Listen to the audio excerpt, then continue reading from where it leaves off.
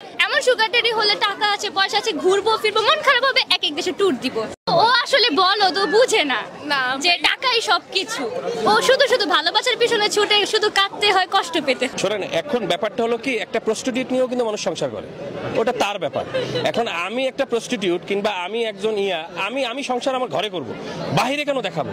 এবং আমি এই বয়সে একটা বুড়ো বয়সে বিয়ে করছি টাকার জন্য করছি না প্রেমের কারণে করছি, এটা তোমার ভিতরে থাকুক, তুমি কেন বাজারে প্রকাশ করতেছো এটা?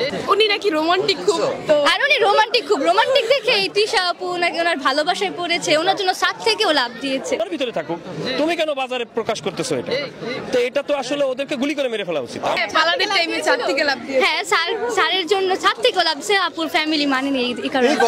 আমার এখন যার যার এটা পার্সোনাল ব্যাপার, কিন্তু আপনি দৃষ্টিকোণ থেকে দেখতে গেলে, স্বাধীন দেশের উপরে চিন্তা করে দেখতে গেলে, খন্দকার মুস্তাক তার বউকে নিয়ে এসে পূজা করবে নাকি সাজগোজ করে রাখবে নাকি ড্রেস ছাড়া রাখবে, এটা তার ব্যক্তিগত ব্যাপার। কিন্তু সোশ্যাল মিডিয়াতে বাংলাদেশে এরকম বই মেলার একটা পবিত্র জায়গা, এখানে আইসা এই টাইপ প্রচারণা না ঠিক হয় না। উনি আসলে একজন বয়স্ক লোক, যথেষ্ট বুদ্ধি আছে, যথেষ্ট জ্ঞান আছে, জ্ঞান থাকার পরেও এরকম একটা কাজ উনি করলো, এটা বাংলাদেশের মানুষ এবং সাধারণ মানুষের বোধগম্য হচ্ছে না।